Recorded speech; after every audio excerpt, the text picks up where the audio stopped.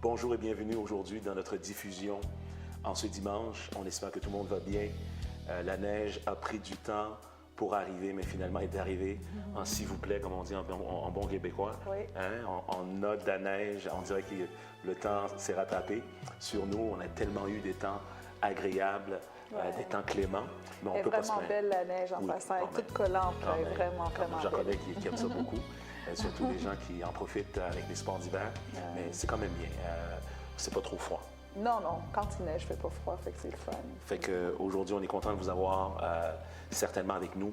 Vous venez d'entendre un témoignage percutant, un témoignage saisissant. C'est pas un témoignage qui nous vient d'ailleurs, c'est pas un témoignage qui nous vient d'outre-mer, c'est un témoignage qui nous vient d'ici, au Canada. Et réellement, le thème d'aujourd'hui, comme vous l'avez entendu, eh bien, c'est que la persécution est enfin arrivée. La persécution est enfin arrivée. Arrivée où? Arrivée au Québec, arrivée au Canada. Elle est ici. Alors, pour ceux qui refusent de comprendre que la situation a changé de façon drastique, nous sommes dans un autre Canada. Nous sommes dans un autre Québec que nous avions connu jadis. Nous sommes en terre étrangère. Et j'aimerais vous rappeler, il n'y a pas trop longtemps de ça, un autre pasteur qui s'organisait, n'est-ce pas, à louer et adorer Dieu, prier à l'extérieur. Chaque personne, chaque famille dans son véhicule, devant un écran un peu style lorsqu'on voit dans les cinéparcs. Grand écran, etc. Chaque famille séparée dans leur automobile. Le pasteur ici canadien, le pasteur Léon Fontaine de l'église Spring Church, s'est vu servi, n'est-ce pas, un ticket de contravention pour sa réunion de prière, sa réunion dominicale ou de service religieux, si vous voulez, de 32 000 De 32 000 Montrez-moi où se trouve le danger d'être infecté au niveau de la COVID. Est-ce que réellement, c'est une question de mesure pour contrôler qu'est-ce qui se passe au niveau de la COVID? Qu'est-ce que tu en penses, Pasteur Mailly, là-dessus? Parce que tu entends une histoire comme ça, puis c'est pas en Chine, là. Non. C'est pas en Corée du Nord, c'est ici, au Canada. C'est ça, c'est à se poser des questions. Puis si on arrive après un an, puis qu'on commence pas à se poser des questions, je ne sais pas qu'est-ce qui va nous secouer plus que ça, parce qu'on a fait quelques mois, on se disait, bon, ça va bien aller, tout le monde collabore, on se dit tout va bien se passer, etc. Mais lorsqu'un mois devient 2 mois, 3 mois, 4 mois, 5 mois, et que tu es capable de regarder par toi-même, puis que tu vois que finalement, un instant, on dirait que c'est une campagne de la peur plus qu'autre chose.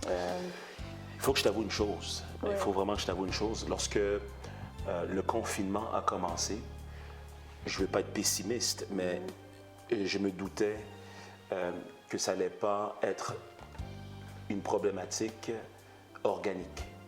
Je me doutais bien des enjeux réels derrière cette pandémie qui avait été déclarée. Une des raisons, c'est parce que j'ai pris connaissance dans la saison de l'automne, si ma mémoire ne me fait pas défaut, c'est dans le mois d'octobre. Il y a eu un événement aux États-Unis qui a pris place, qui parlait justement de mesures à prendre lors d'une pandémie de coronavirus.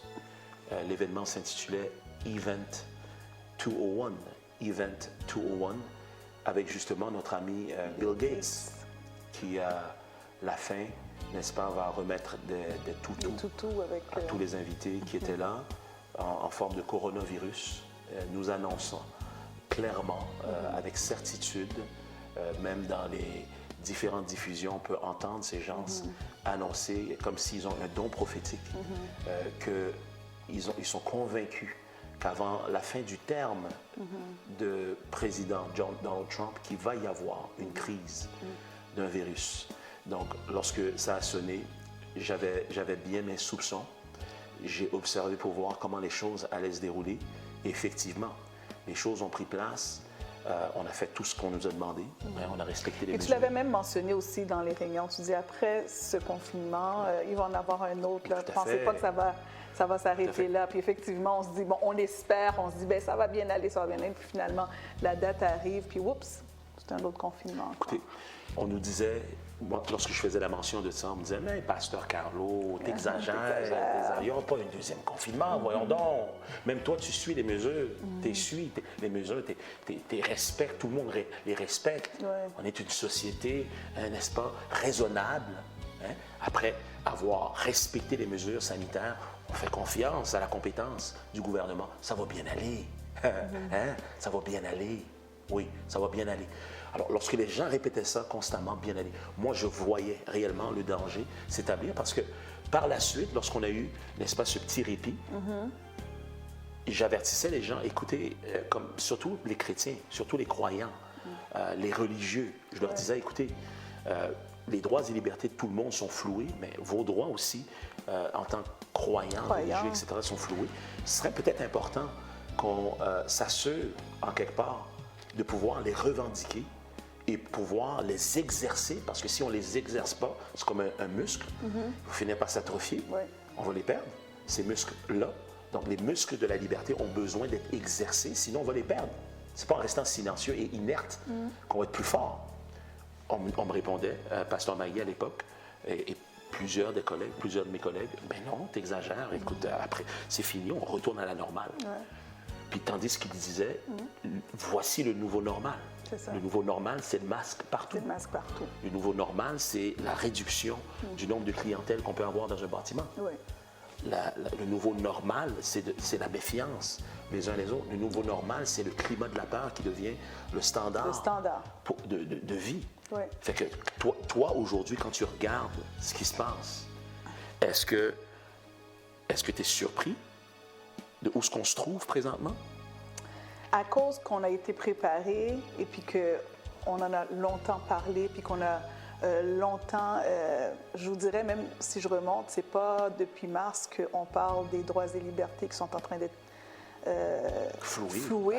bafoués depuis l'année passée, même avant ça, qu'on commence à avertir les gens que, attention, nos droits et libertés vont... Si je me souviens bien, même depuis 2018. Depuis 2018, on a même fait un concert là-dessus. Concert Liberté. Et la réponse des chrétiens, c'était drôle de voir que c'est les gens de l'extérieur qui comprenaient, mais la réponse des chrétiens... En général. En général, c'est ben non, tout le monde joue à l'autruche. Et donc, est-ce que je suis surprise? Non, à cause que le Seigneur nous a préparés à ce qui s'en venait. Exact. Par contre, je suis déçue de voir tellement de croyants encore la tête dans le sable à l'heure où on se trouve présentement. Jusqu'à présent. Oui. Jusqu'à présent. Donc, c'est devenu un refus de raisonner, un refus de remettre en question. Conscient, oui. Un refus, c'est intentionnel. On veut rester abruti, on veut rester ignorant. On ne veut pas apprendre, on ne veut pas re-questionner, on ne veut pas donner le bénéfice du doute. Et parfois, c'est une question d'orgueil et d'autres fois, c'est une question de peur. C'est ça que j'allais dire. C'est la peur souvent qui paralyse la majorité des gens. L'orgueil, oui, mais la peur, je pense, c'est un des principaux présentement, selon moi, qui paralyse les gens, c'est un des principaux éléments parce que les gens ont peur du gouvernement, ont peur d'avoir des contraventions, ont peur du coronavirus. Il y a tellement de peur autour à avoir que finalement, les gens se disent non, non, non. Et aussi, il y a autre chose, c'est que le fait qu'on se dit, bien, de toute façon, nous autres, la mentalité des croyants, c'est on n'en a rien à cirer de la terre, on s'en va. Donc, cette mentalité fait en sorte qu'on décide de ne pas s'impliquer dans ce qui se passe dans notre communauté. Donc, on est désengagé. On est désengagé. Fait que c'est toutes ces choses-là qui font en sorte que la communauté chrétienne reste paralysée dans ce qui se passe. Et pourtant, je crois que la communauté chrétienne est la réponse à ce fléau et ces ténèbres qui sont tellement épais sur la terre présentement. Est-ce que je peux te poser une question? Si nous sommes censés être la lumière du monde, est-ce que nous sommes efficaces avec une telle mentalité? Non. Surtout en temps de crise. Lorsque l'humanité est en crise, est-ce que ce n'est pas à ce moment-là que l'Église était supposée être lumière? Être lumière, oui. Comment est-ce qu'on peut être une lumière si on est désengagé de ce qui se passe? Impossible. Comment est-ce qu'on peut être une lumière si on est en silence? Non. Comment est-ce qu'on peut être une lumière si on réagit comme les autres qui sont dans les ténèbres. C'est ça. Ténèbres qui parlent de ne pas comprendre, de ne pas saisir, d'être dans la confusion. La Bible Donc, si dit, on réagit comme le monde, comme les gens qui n'ont pas d'espérance en Jésus ou en Christ ou en Dieu, mais alors qu'est-ce qu'on apporte de plus dans cette société? absolument rien. Alors- La Bible dit que quelqu'un qui... vous êtes le sel de la terre. Si le sel perd sa saveur, Oui. avec quoi la lui rendra-t-on? Il ne sert plus qu'à être foulé aux pieds par les hommes. Ça veut dire Et qu'on donc, qu'on piétine dessus, ça vaut rien. dessus, ça vaut rien. Donc, Puis- voilà. Puis il y a une personne qui me disait que lorsqu'on étudie attentivement le texte, ça veut littéralement dire que même les excréments ont plus de valeur que nous. Si on laisse ça nous arriver, Vous arrivez? d'être en train de représenter faussement le royaume de Christ, être inerte tandis que Dieu est à l'œuvre, Est à l'œuvre. être silencieux tandis que Dieu déclare et annonce, veut révéler des choses cachées. Et donc, l'année passée, justement, je me rappelle à 3 reprises, très très clairement, si ce n'est pas plus, mais 3 reprises distinctement, pendant nos services du dimanche, je me suis retrouvé à dire aux gens, vous pensez ici au Québec qu'on est immunisé contre la persécution? Vous pensez qu'ici au Québec, on va toujours rester libre de pouvoir nous réunir librement, sans se cacher, sans avoir peur? J'ai dit aux gens en 2019, il y a un temps qui vient très très bientôt où ce qu'on va devoir se cacher pour se rencontrer. Il y a un temps qui vient bientôt ici au Québec et au Canada où ce qu'on va être obligé de trouver des astuces, des stratégies parce qu'on ne va pas pouvoir se réunir librement. On va goûter à la persécution qui prend place contre l'Église et contre les chrétiens aussi dans d'autres pays. Les gens vont me dire, mais non, c'est parce que c'est imposé à tout le monde, c'est la même chose, tout le monde est dans le même bassin. Non, monsieur, non, madame, tout le monde n'est pas dans le même bassin. Des organismes ou des organisations ou des segments de la population ou du secteur économique comme la SAQ, par exemple, mais ils ne vivent pas la même réalité que les églises parce qu'eux, ils sont en opération, sont considérés essentiels, tandis que l'Église n'est pas considérée essentielle aujourd'hui. La SQDC aussi, la Société, n'est-ce pas, québécoise du cannabis, où ce que les gens consomment. Le cannabis, c'est considéré plus essentiel, en fin de compte, que l'Église. Est-ce qu'on est tous dans le même bassin? Non, on n'est pas tous dans le même bassin. Walmart n'est pas dans le même bassin. Costco n'est pas dans le même bassin. Rona n'est pas dans le même bassin. Et pourtant, silence complet de la part du leadership de l'Église, de l'Ecclésia. Moi, je trouve ça aberrant. En 2001, j'ai eu une prophétie, il y a une inspiration que j'ai reçue. Je crois que c'est du Saint-Esprit. Je l'ai déclaré comme quoi la persécution se dirige au Québec. La persécution se dirige au Québec. Je viens de réaliser que cette prophétie, je l'ai déclarée il y a 20 ans déjà. C'était en 2001 que j'avais reçu ce message. Nous voici maintenant 20 ans plus tard et la persécution est à nos portes. Et je me souviens très très clairement ce que l'Esprit de Dieu nous avait communiqué à cette époque. Si mon peuple refuse de s'unir, je vais les forcer à s'unir par la persécution. Par la persécution. Voyez-vous, si l'Église du Seigneur apprenait à être unie au lieu d'être en compétition d'une Église à l'autre, à comparer le nombre de fidèles que l'autre a, comparer le niveau de technologie qu'une Église a sur l'autre, etc. Si on était plus mature pour s'unir réellement et prier réellement pour notre province du Québec, notre nation du Québec, on ne serait pas là où ce qu'on est aujourd'hui. Je vous le garantis. On aurait eu plus d'impact positif par rapport à la société. On aurait eu plus de respect par rapport à la société parce qu'on serait en train de faire notre travail. On serait en train de sortir des 4 murs de l'Église pour réellement être la lumière du monde et pas la lumière de la lumière. La lumière de la lumière. Tellement vrai. Oui, puis c'est une question aussi d'identité. On a fait une émission là-dessus il y a plusieurs semaines. Si vous voulez retourner sur YouTube, il y a une émission qu'on parlait de l'identité et je pense que l'Église est en crise d'identité. Ça revient encore parce qu'on est comme des adolescents spirituellement qui se fatiguent et se lassent. Tantôt, on est mature sur certaines choses, mais tantôt, on est vraiment des enfants. On agit tandis que Dieu veut qu'on arrive à l'âge de la maturité. Oui, qu'on arrive à l'âge de la maturité où ce qui peut nous faire confiance et qu'on est capable d'être considérés des fils spirituelle. Et non seulement des enfants. Et pas des enfants. Et donc, spirituellement, je pense qu'il y a une crise d'identité qu'on doit régler, qui fait en sorte qu'on ne comprend pas que c'est notre temps, c'est le temps pour l'Église de se lever présentement. Mais comme on ne sait pas qui qu'on est, on ne connaît pas notre identité, bien, on laisse toutes sortes de choses nous fouler. Oui, tout à fait. Je me fouler rappelle, on avait, dans une des plateformes de formation qu'on a établies, la formation DOXA, c'est une formation pour aider les gens qui ressentent l'appel pour devenir pasteur ou évangéliste ou enseignant. Oui. On a touché, il y a un chapitre qu'on a touché là-dessus, où ce que je parlais aux étudiants, comment il est important pour nous de ne pas tomber sous le poids et l'influence de la religion que j'appelle la rectitude politique. La rectitude politique. Ouais. C'est devenu une religion. C'est comme une religion imposée C'est vrai. par les défenseurs du narratif obligatoire qui est promulgué, qui est propagé, qui est promu par les médias traditionnels aujourd'hui. Aujourd'hui, on a peur de dire réellement ce qu'on pense, parce que c'est contraire peut-être à ce qu'on pense qui est la majorité Qu'est-ce que les gens dans leur position Ouais. par rapport à un sujet donné. Oui. Mais on a peur d'aller à l'encontre de ce qui est populaire comme idéologie. Oui.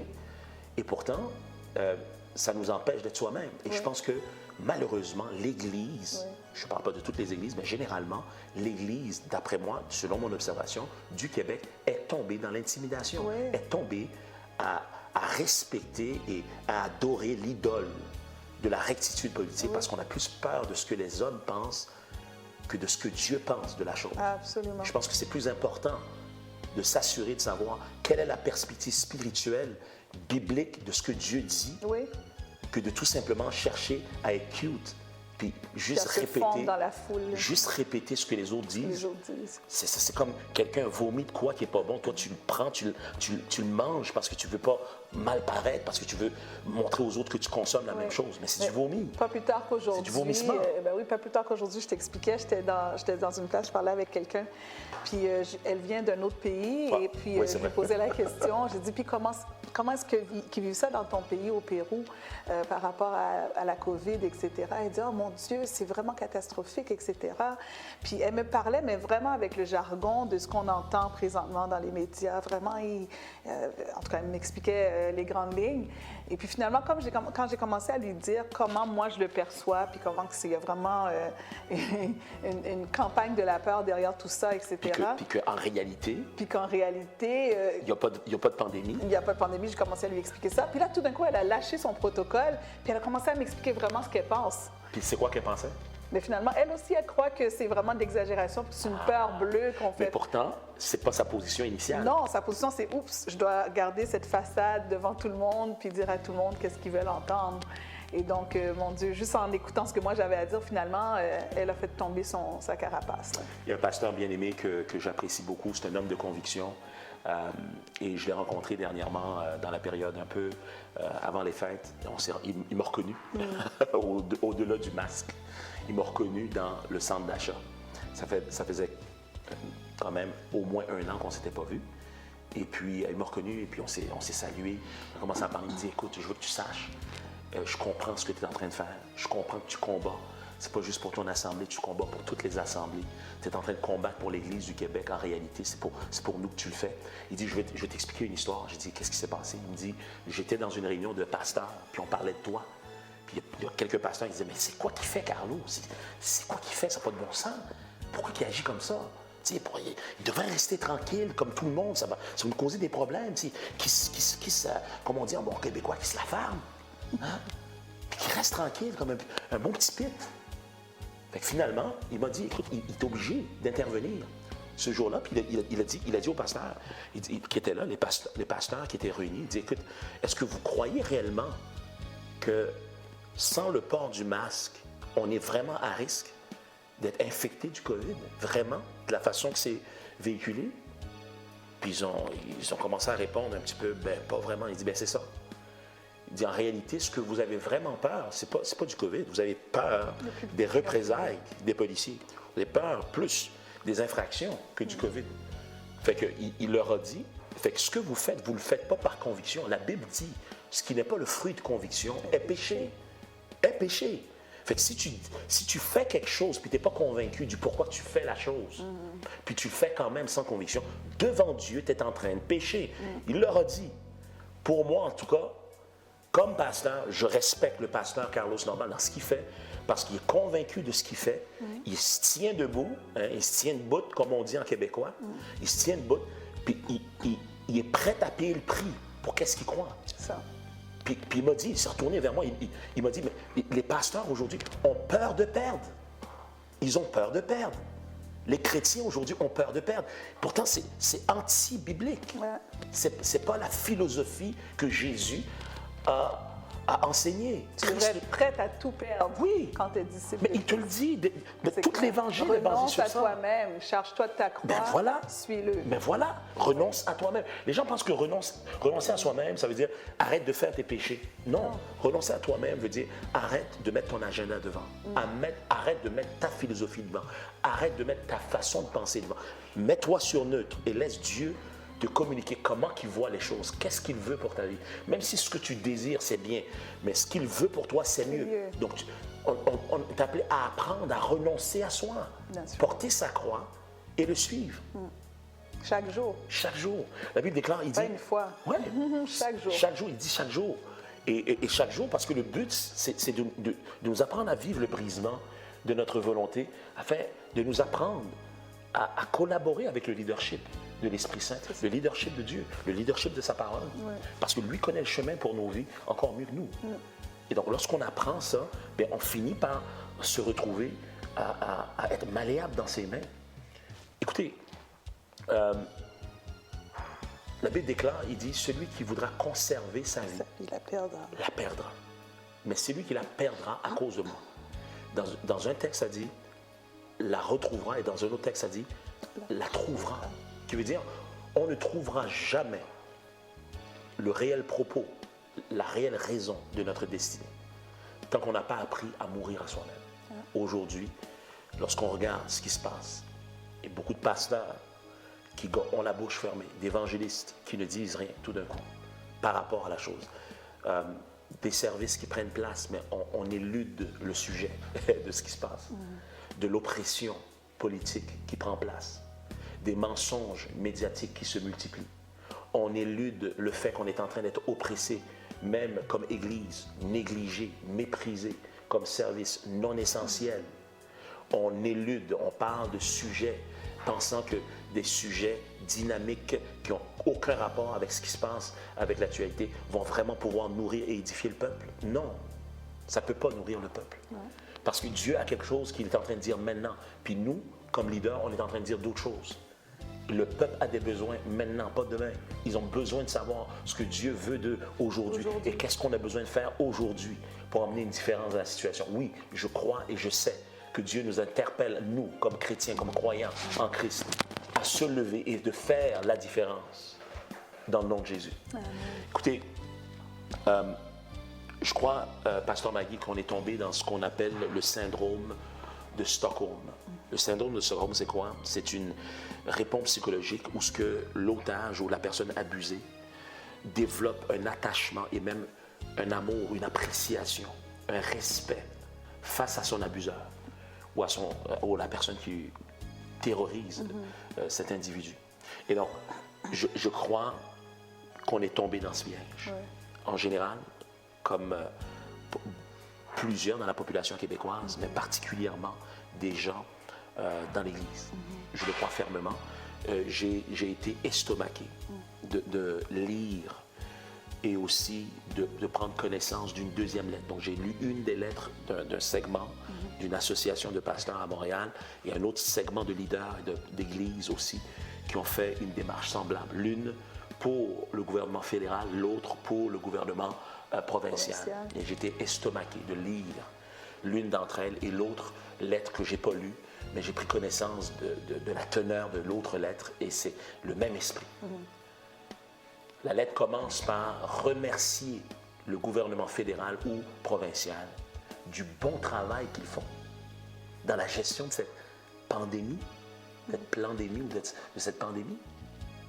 Et ensuite, c'était une lettre qui voulait mettre de la pression pour qu'on soit reconnu comme service essentiel, pour qu'on retourne à un confinement ou une restriction cellulaire, comme dans une prison, de passer de 50 à 250 personnes, au lieu de réclamer une liberté totale. J'ai trouvé ça très, très faible comme approche. J'ai trouvé ça très, très peu convaincant en termes de force d'impact pour réellement revendiquer nos droits et nos libertés. Moi, ce que ça m'a fait comprendre, c'est qu'on souffre de ce syndrome. Quand tu commences à dire à ton ennemi, ou tu commences à penser que ton ennemi est ton ami, mais ça, c'est un problème du syndrome de Stockholm. Qu'est-ce que tu en penses? Mais je pense que les gens sont vraiment convaincus que le gouvernement est en train de faire tout ça, puis qu'il n'y a pas Il fait vraiment... son possible. Qu'ils font leur possible. Il est bien intentionné. Donc, il y a ça aussi. Il est de bonne foi. C'est ça. N'est-ce pas? Oui, fait que les gens sont convaincus de ça, fait que c'est pour ça, c'est une des raisons pourquoi il n'y a pas d'activité aussi, il n'y a pas d'action, il n'y a pas de personne qui se lève, parce que pour eux, ils sont encore convaincus que tout ce qui est en train de se faire, c'est légitime. Fait que ça, c'est un problème d'information qu'on peut pas... On ne peut pas rien faire contre ça. C'est les gens qui doivent se lever et dire non, cette fois-ci, je vais aller m'informer moi-même. Exact. Fait que c'est un problème intrinsèque. Chaque personne doit se dire, OK, chaque pasteur, chaque leader doit se dire, moi, je vais aller m'informer autrement. L'autre chose, c'est qu'une fois que tu es informé, il faut être assez intègre maintenant pour dire qu'est-ce qui est bien et qu'est-ce qui est mal et être prête à dénoncer ce qui est mal. Parce que d'autres gens qui sont conscients de ce qui se passe, mais qui ne sont pas prêts à perdre leur statut, leur réputation. Leur réputation. Leur nom. J'ai lu des choses comme genre que c'est pas bon pour notre réputation de faire ce qu'on fait, mais je me dis, je suis pas là pour défendre ma réputation personnelle. Si Dieu me dit parle, je dois parler, peu importe si ça affecte ma réputation ou pas. Qu'importe les conséquences. J'ai déjà lu des commentaires comme ça de gens qui disent, ben est-ce que Pasteur Carlos et Pasteur Magui font, c'est pas bon pour la réputation de l'Église. Ah bon? Mais en réalité, on n'est pas là pour défendre la réputation de l'Église, on est là pour défendre la réputation de Jésus-Christ. De Jésus-Christ. Et aussi défendre son Église. C'est ça. Et nos pères dans la foi, nos frères dans la foi qui nous ont précédés depuis l'Église primitive, n'ont pas eu peur dans leur époque de faire face à des enjeux semblables d'oppression ou d'opposition. Puis ils ont dû obéir à Dieu plutôt que d'obéir aux hommes. Obéir à Dieu plutôt que d'obéir au gouvernement romain de leur époque, par exemple, ou au gouvernement, n'est-ce pas, égyptien, ou au gouvernement de leur époque qui les oppressait, pour faire ce que Dieu leur demande de faire. Ce n'est pas une question de soulever les gens contre le gouvernement, c'est une question de faire ce que Dieu nous demande de faire. Ce que Dieu nous demande de faire. Par exemple, n'abandonnez pas vos rassemblements. C'est ça. Ça, c'est très simple, très clair. Je ne vais pas te couper. Non, vas-y, c'est bon. Non, vas-y. Non, mais je dirais dans le même sens. Par exemple, n'abandonnez pas vos assemblées. C'est un exemple de chose qui est clairement dans la parole de Dieu. Ce qu'on vit présentement est clairement à l'encontre de ça. Puis même si que quelqu'un dirait, oui, ben, ça va passer, laissons quelques temps, mais on peut déjà voir l'impact de n'abandonnez pas notre assemblée présentement. Il y a beaucoup de gens, je reçois des rapports de gens finalement qui ont chuté dans leur foi. Des gens qui se sont suicidés, des gens qui pensent continuellement, qui sont en détresse. Psychologique présentement. Oui, l'isolation de d'autres. Oui, et donc on voit déjà l'impact de ça. L'impact est magistral. Et magistral, puis dévastateur, là, puis c'est clair. Mais où est l'Église? L'Église. Où est l'Église de Jésus-Christ? Où est l'Église avec un message d'espoir? Où est-elle? Où est l'Église avec un message de vérité? Pour chasser les ténèbres, chasser l'ignorance, chasser les mensonges. Et élucider les gens qui sont là afin de savoir qu'est-ce qu'ils ont à faire dans une telle situation. Où est l'Église qui se lève pour réellement, dans le bon ton, s'adresser aux autorités, demander les questions qui comptent, demander des réponses réelles de ce qui se passe. Quelle question va-t-on me dire? Comment se fait-il, par exemple, que l'état d'urgence est renouvelé à chaque 10 jours et on ne sait pas sur quelle base que c'est renouvelé? On ne sait même pas à quelle date ça se renouvelle. Comment ça se fait que le peuple n'est pas au courant? On demande des réponses. Où est l'Église dans la défense de l'humanité? Où est-elle? Donc, lorsqu'on regarde ce qui se passe, on doit comprendre qu'on n'est pas dans une bonne passe. Non. On n'est pas dans une bonne direction comme société. La société et le régime ici est en train de changer radicalement.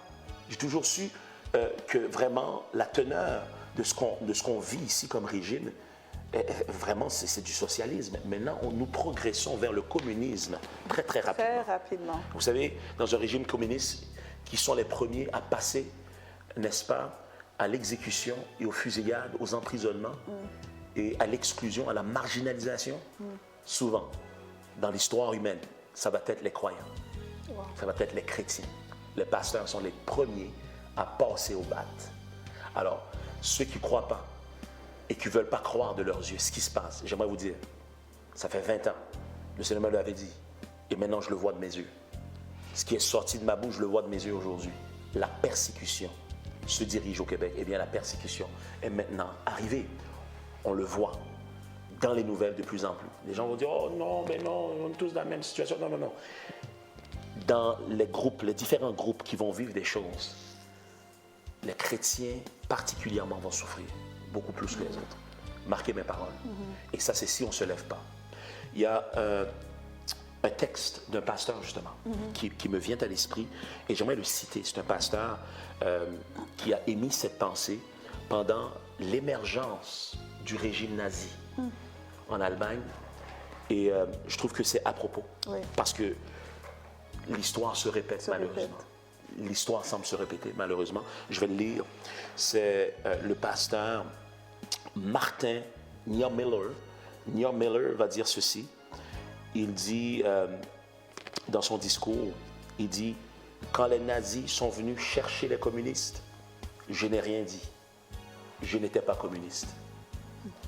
Quand ils ont enfermé les sociodémocrates, je n'ai rien dit. Je n'étais pas socio- ou social-démocrate. Quand ils sont venus chercher les syndicalistes, je n'ai rien dit. Je n'étais pas syndicaliste. Il dit, mais quand ils sont venus me chercher, il ne restait plus personne pour protester. Wow. J'étais seul. Donc, j'ai dû passer au fil de l'épée, moi aussi. J'ai dû passer à travers la potence. J'ai dû passer à travers la corde de pendaison. Parce qu'en réalité, si on n'apprend pas à se lever ensemble, on va être exécuté séparément. Vous pensez que j'exagère? Ben oui, j'exagère depuis 2018. J'exagère depuis 2001. J'exagère depuis 2014. Puis toutes mes exagérations sont devenues réalité.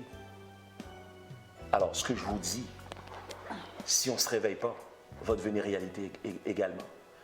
Il y a des gens qui pensent que je fais juste parler à travers mon chapeau. Ça fait des années que j'étudie ce plan mondial. Cette globalisation qui prend place. C'est un plan satanique qui n'est pas de Dieu et qui n'est pas voulu par Dieu. La raison pour laquelle l'Église est sur terre, c'est pour briser et contrer justement de tels agendas de l'Église. Jésus va dire, de la même façon que mon Père m'a envoyé, je vous envoie. La Bible déclare qu'il était loin du Saint-Esprit pour libérer tous ceux qui étaient sous l'emprise du diable. Donc, tout ce qui est sous l'emprise du diable devient la responsabilité de l'Église pour en être libéré par l'Église. Dis Amen si tu le crois dans le nom de Yahweh. Amen, amen. Qu'est-ce que tu en penses? Oui, absolument. Puis la mentalité de conquérant aussi. On doit laisser le manteau de la peur, puis se vêtir de cette mentalité-là de conquérant, parce qu'on est appelé à conquérir partout où la plante de notre pied foule, la Bible nous dit, nous appartient. Et donc, on est ici pour conquérir, pas dans le sens qu'on... de façon avec violence, avec force, etc. De façon nécessairement politique. Non, mais par contre, oui, par rapport aux valeurs spirituelles du royaume, c'est ça. Afin que ça soit communiqué dans le cœur des hommes, afin que dans le cœur des hommes et des femmes, le royaume de Dieu puisse être manifesté à travers leurs pensées, leur mentalité, leurs actions et leurs réactions, créant maintenant une société meilleure où vivre. La Bible déclare les royaumes, ou le royaume de ce monde est devenu le royaume du Seigneur et de son Christ. Le plan de Dieu, ce n'est pas de détruire les royaumes, mais c'est qu'ils deviennent. La Bible déclare en anglais, il dit, the kingdoms of this world have become the kingdom of the Lord and of his Christ. Donc, le plan de Dieu, ce n'est pas de détruire les royaumes, mais c'est qu'ils deviennent le royaume de Dieu. C'est ça. Et donc, comment vont-ils devenir le royaume de Dieu si l'Église est silencieuse dans la plupart des royaumes qui sont sur terre. Regarde. Ça se trouve dans Apocalypse 11, verset 15. Cette semaine, je partageais sur ma page médiatique dans 1 Jean 3,10 qui dit « C'est par là que se font reconnaître les enfants de Dieu et les enfants du diable. Quiconque ne pratique pas la justice n'est pas de Dieu, non plus que celui qui n'aime pas son frère. » Et donc, on reconnaît un arbre par ses fruits. Lorsqu'il y a de l'injustice autour de nous comme chrétiens, que ça nous laisse indifférents, il y a un problème. Il y a un problème fondamental. Au niveau de notre identité, au niveau de qui qu'on est. Est-ce qu'on est réellement enfant de lumière ou est-ce qu'on on fait partie de ce groupe qui ressemble aux enfants de lumière, qui sont des chrétiens, si on veut, entre guillemets, et qui se réunissent, qui vont à l'Église, mais que leur nature n'a pas été changée. Parce que quand ta nature est changée, écoute, l'injustice, ton Père qui est dans les cieux, ça lui dérange l'injustice, donc ça doit te déranger aussi. Partout où il y a de l'injustice, tu deviens un agent qui cherche à voir où ce que ton Père veut agir et tu le laisses t'utiliser pour agir, pour contrer l'injustice autour de toi. Et donc, 1 Jean 3, verset 10, c'était un passage que j'ai partagé cette semaine là-dessus, à vraiment méditer. Est-ce qu'on est des enfants de lumière réellement ou est-ce qu'on fait partie de ce groupe-là qui vont à l'Église mais qui n'ont rien à voir avec les enfants de lumière? Ce qui est terrible lorsqu'on est un enfant des ténèbres, pensant être un enfant de lumière, c'est que souvent, la plupart des enfants des ténèbres ne le savent pas parce qu'ils sont dans les ténèbres, justement. C'est ça. Ils ne le voient pas pour eux-mêmes. Ouais. Donc, ils sont déjà aveuglés à leur état. Fait que c'est ça qui devient très, très dangereux à déceler parce que tu vas te convaincre que tu es dans la lumière, tu es dans le droit. Tu ne vas pas le voir. Tu es dans la droiture. Puis tu vas te convaincre à toi-même que tout va bien, tandis que tu es réellement dans les ténèbres. Ça, David a dû dire au Seigneur, sonde-moi, éprouve-moi, regarde si je suis sur une mauvaise voie, parce qu'il ne se faisait pas confiance à lui-même. Il dit, Seigneur, si tu vois quelque chose en moi que je ne vois pas, ben, montre-le-moi pour que je puisse me réajuster. Écoutez, on ne veut pas vous garder trop longtemps, mais ça, ce sont des choses qui brûlent dans nos cœurs, ce sont des choses d'actualité. On a besoin de répondre et composer avec la réalité de ce qui se passe. La vérité a besoin de confronter la réalité qui nous oppresse. Je répète, la vérité qui est Christ a besoin de confronter la réalité qui nous oppresse. Oui. On ne peut pas garder la bouche fermée. La façon que la lumière brille en tant que chrétien, c'est d'ouvrir la bouche. Ta parole est une lampe à mes pieds, une lumière sur mon sentier. Dieu dit que la lumière soit et la lumière fut. Dieu ouvre la bouche et la lumière paraît. C'est la révélation de tes paroles qui illumine, qui éclaire, et elle donne l'intelligence au simple. S'il n'y a pas de parole, il n'y a pas de lumière. Si on est la lumière du monde et qu'on est en silence, on n'est pas en train de briller. Non. Donc, le silence n'est pas la réponse adéquate pour cette situation que nous vivons au Québec, Église du Seigneur et surtout leader, pasteur du Québec. Yes. Non, Dieu est en train de parler et d'autres sont intimidés de parler parce qu'ils ont peur des représailles ou du prix à payer. Le Seigneur cherche à savoir qui est prêt à renoncer à lui-même, se charger de sa croix et le suivre, d'insister en toute occasion favorable pour nous ou non, et se tenir sur l'intégrité et donner la vérité que les gens ont besoin, qui va sauver des vies spirituellement et même physiquement, je le crois. Oui. Et même physiquement, je crois. Si tu me permets aussi, j'aimerais peut-être qu'on partageait de ça cette semaine, peut-être tu peux réemphaser dessus sur la puissance d'égarement qui est vraiment bien présente, qui voile la majorité présentement. Parce qu'il y a ça aussi, il faut être conscient qu'il y a vraiment un esprit d'égarement.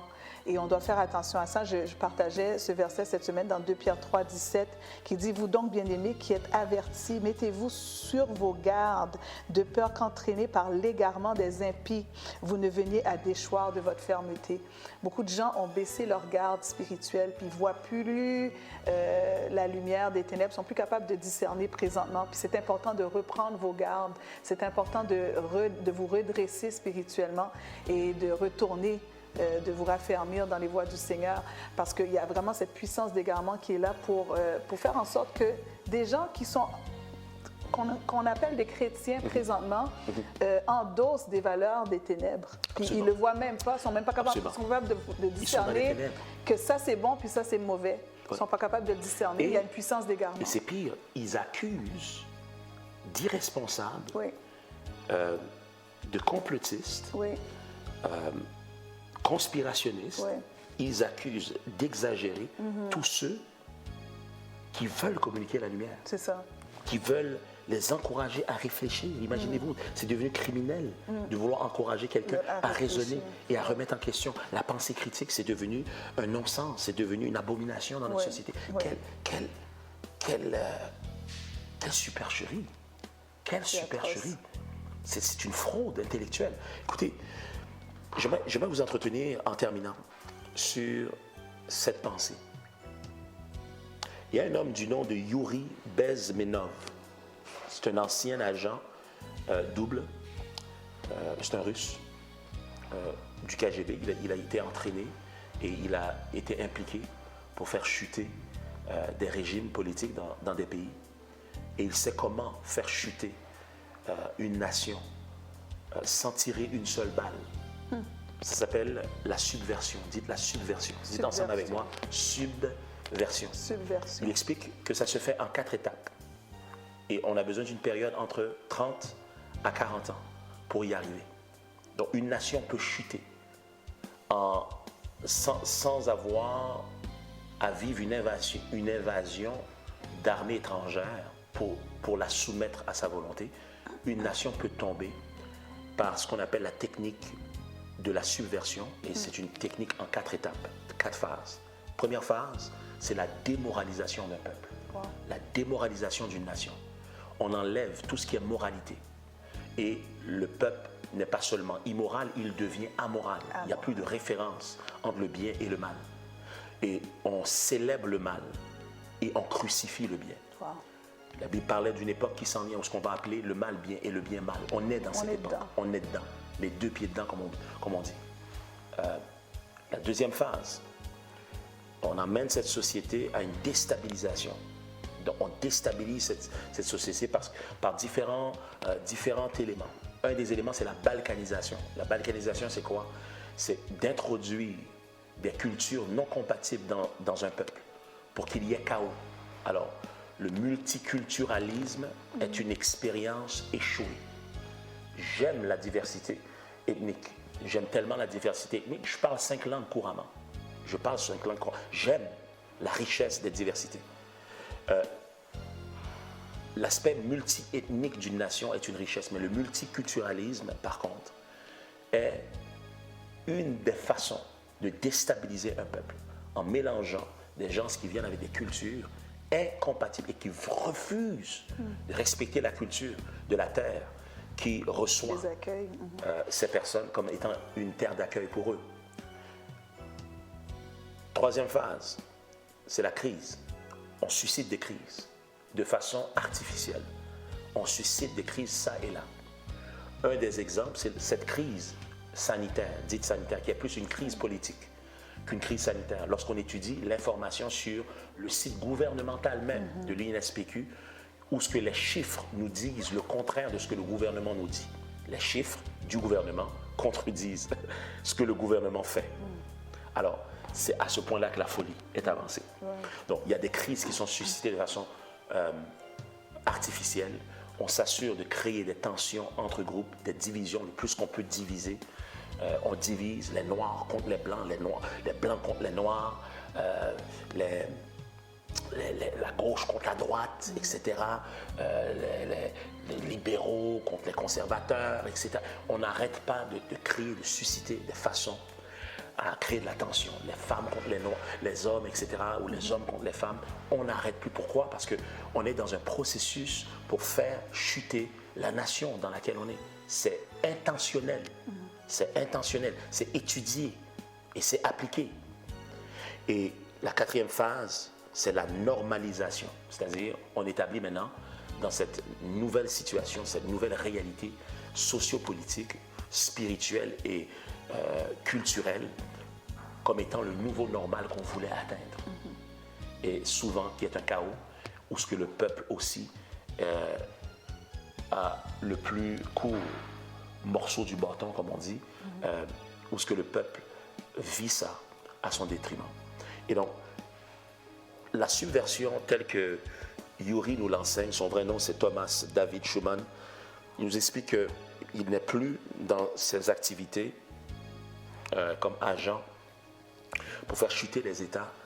Il est sorti de ça et il nous explique que pour que ça marche, pour que cette attaque par phase sur une période de 25 à 40 ans fonctionne, c'est un fonctionnement à deux voies. Ça prend la coopération du peuple pour que ça marche. Donc le peuple a besoin de coopérer dans son autodestruction. Il ne sait pas qu'il s'autodétruit, mais il collabore, il coopère. Donc lorsqu'on envahit la société avec l'immoralité sexuelle, par exemple, lorsqu'on envahit la société avec toutes sortes d'idéologies anarchistes et même narcissiques pervers, et que c'est encouragé, mais c'est même célébré, eh bien, le peuple, lorsqu'il accepte ce genre d'idéologie noire, eh bien, il collabore à sa propre destruction comme peuple, comme nation. Et donc, ça prend la collaboration du peuple, ça prend la collaboration des leaders du peuple aussi, pour que ça marche. Et donc, l'article 3 de la Charte des droits et libertés de la personne, la Charte de nos droits et libertés au Québec, nous dit ceci, et je vais le lire. Toute personne est titulaire des libertés fondamentales telles la liberté de conscience, la liberté de religion, la liberté d'opinion, la liberté d'expression et la liberté de réunion pacifique et liberté d'association. Je vous dis, la plupart de toutes ces libertés sont en train d'être bafouées présentement au nom d'une fausse crise sanitaire.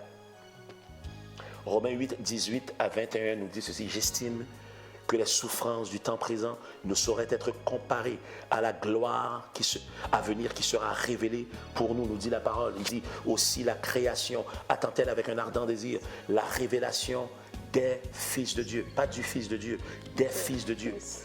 On doit passer d'enfant de Dieu à fils de Dieu. La différence, c'est la maturité.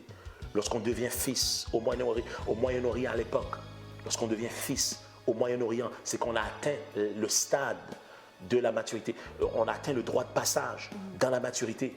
On a besoin de devenir mature dans le Seigneur parce que la terre attend avec un ardent désir la manifestation, la révélation d'être fils de Dieu dans leur autorité, dans leur identité, dans leur efficacité, afin que dans leur activité, il y ait clarté, il y ait lumière, il y ait lucidité. Dites Amen si vous êtes d'accord sur terre. La Bible déclare ceci, il dit « car » il dit, la création a été soumise à la vanité, non de son gré, mais à cause de celui qui l'y a soumise, en parlant d'Adam, avec l'espérance. Lorsqu'on parle de la terre, on parle des humains, des êtres humains, l'humanité, même celle qui n'est pas sauvée, même celle qui est mécréante, même celle qui ne croit pas en Dieu, même celle qui est rebelle en Dieu. Elle espère, en quelque part dans son esprit, elle espère qu'elle sera libérée, affranchie de la servitude, c'est-à-dire de l'esclavage, affranchie de la servitude de la corruption. Wow. De la corruption. Comment? Pour avoir part à la liberté de la gloire des enfants de Dieu. Des enfants de Dieu. Qui veut dire, la Bible déclare, pour que la terre soit libérée de la corruption, les fils de Dieu et les enfants de Dieu doivent libérer la gloire de Dieu qui est en eux. La gloire de Dieu doit émerger. La gloire de Dieu doit se lever. La gloire de Dieu doit s'entendre. La gloire de Dieu doit être vulgarisée, verbalisée, manifestée clairement dans la société. La gloire de Dieu a une réponse. J'aime un homme de Dieu qui a été déjà dans plusieurs de nos diffusions, l'évangéliste, n'est-ce pas, Jétro Auguste. Et il y a quelque chose qu'il m'a dit une fois, j'ai vraiment apprécié. Il m'a dit, le chrétien n'est pas supposé réagir. Le chrétien donne une réponse, et une réponse adéquate, rempli de sagesse divine provenant de Dieu, mais il ne réagit à aucune situation. Donc, lorsqu'il y a quelque chose qui prend place, il n'est pas réactionnaire. S'il doit reculer de la situation, aller prier, chercher la face de Dieu, étudier, s'informer, prendre le temps de questionner et se cultiver et revenir maintenant, il revient avec une réponse. Il ne revient pas de façon réactionnaire. Et je crois que le Seigneur a une réponse pour notre siècle. Il a une réponse pour cette nouvelle ère. Il a une réponse pour notre génération. Il a une réponse par rapport à ce Covid-19. Il a une réponse adéquate par rapport à la manigance, la manipulation, l'intimidation des instances gouvernementales, des médias qui sont achetés et qui se prostituent aujourd'hui avec la fausse information pour berner le peuple, augmenter, multiplier la peur au lieu d'enseigner le peuple comment bâtir son système immunitaire. Quoi manger, quoi ne pas manger, quoi boire, quoi ne pas boire. Il est clair que l'intention est d'intimider et de terroriser la société.